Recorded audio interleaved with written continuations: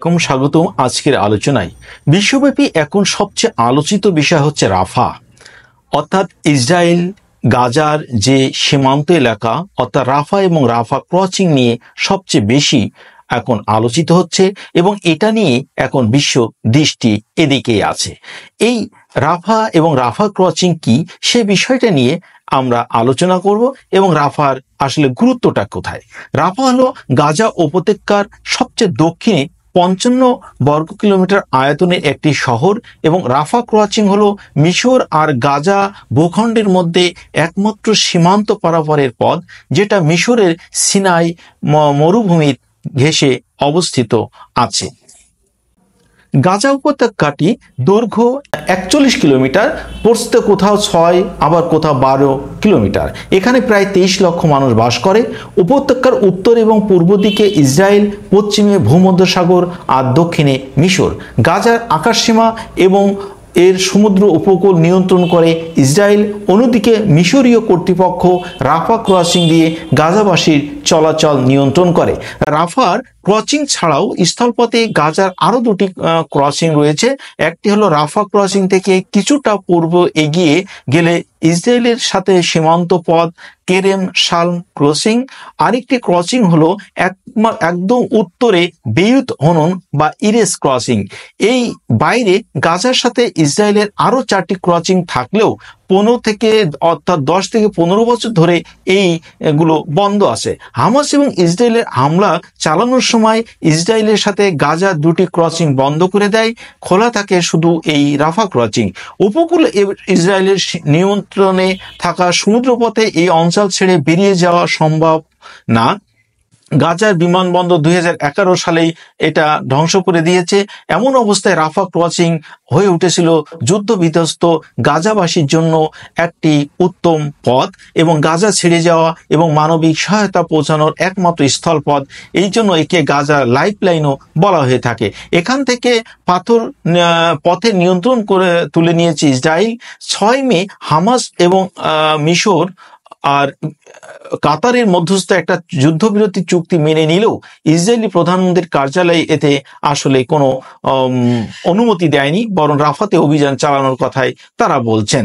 Israel এই রাফা শহরে crossing নিয়ে যা করছে তা আসলে অসলো চুক্তির অনেকটা লঙ্ঘন অনেকে বলেছেন। আরেকটা বড় ব্যাপার হচ্ছে যে রাফা ক্রসিং একমাত্র ফিলিস্তিনি বা গাজাবাসীর নিয়ন্ত্রণ বা গাজাবাসীর চলাচলের পথ হলেও কিন্তু এটা একটি কঠিন, কারণ পারাপার যে কঠোরতা আছে সেটা যদি আমরা জানি তাহলে আরো একটু আশ্চর্য হব। সেটা হলো রাফা ক্রসিং মিশরের সীমান্ত ঘেঁষা হলেও ফিলিস্তিনি চাইলেই এই পথ দিয়ে কিন্তু গাজা ছাড়তে পারেন না। এর প্রক্রিয়াটা অনেকটা জটিল এবং দীর্ঘমেয়াদী। রাফা ক্রসিং পার হতে হলে একজন ফিলিস্তিনিকে অবশ্যই তার ভ্রমণের অন্তত 2 থেকে 4 সপ্তাহ আগেই স্থানীয় ফিলিস্তিনি কর্তৃপক্ষের সাথে নিবন্ধন করতে হয়। এই নিবন্ধন করলেই যে তারা পার হতে পারবে তার কিন্তু কোনো নিশ্চয়তা নেই, কারণ তাদের আবেদন ফিলিস্তিনি বা মিশরীয় কর্তৃপক্ষ কোনো নোটিশ বা ব্যাখ্যা ছাড়াই প্রত্যাখ্যান করতে পারেন। এমনকি গাজাবাসীর জন্য যুদ্ধের আগেও এই রাফা ক্রসিং দিয়ে পারাপার সহজ ছিল না। এই জন্য তাদেরকে গাজার স্বরাষ্ট্র মন্ত্রণালয়ের কাছে আবেদন জমা দিতে হতো। এই তালিকা তৈরি কাজ করে মিশরীয় কর্তৃপক্ষ। তালিকায় থাকা জায়গা পেতে মধ্যস্থকারীকে টাকাও দিতে হতো। এরপর গাজাবাসীর সীমান্ত পার হয় অনিশ্চিত। যুদ্ধের সময় রাফা ক্রসিং পারাপারের খরচ কয়েক গুণ বেড়ে গেছে। হিউম্যান রাইটস ওয়াচের প্রতিবেদন অনুযায়ী 2022 সালে জানুয়ারি মাসে সেখানে জনপ্রতি $700 লাগতো, সেটা 2024 সালে এপ্রিলে বেড়ে দাঁড়িয়েছে প্রাপ্তবয়স্কের জন্য কমপক্ষে $5000 এবং শিশুদের $2500।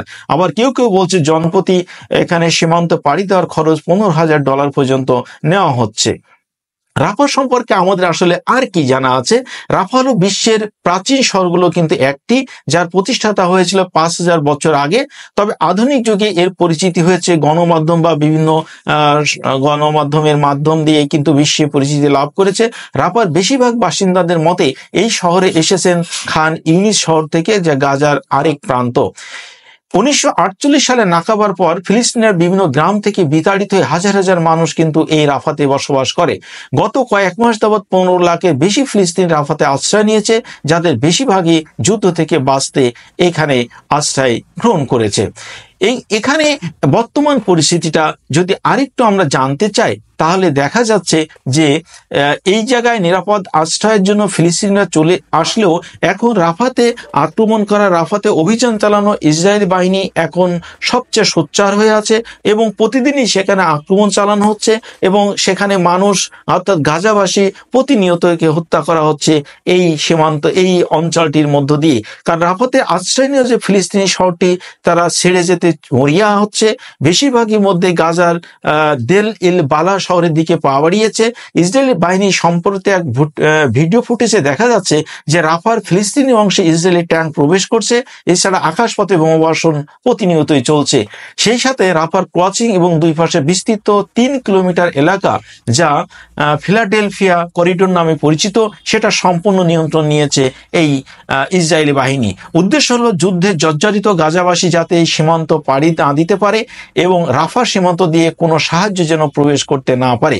রাফাতে অভিযানের কারণ হিসাবে ইসরায়েলি বাহিনী এই অঞ্চল থেকে হামাসকে ঘুরিয়ে ফেলার জন্য এখানে এই অবস্থান করছে। সুপ্রিয় দর্শকবৃন্দ, এই ছিল রাফা অবস্থান সম্পর্কে বিস্তারিত একটি আলোচনা এবং রাফা কেন গুরুত্বপূর্ণ, রাফাতে কেন আক্রমণ চালাচ্ছে সেই বিষয় নিয়ে আজকে আমরা এই পর্যন্তই। আপনাদের সবার জন্য রইল শুভকামনা।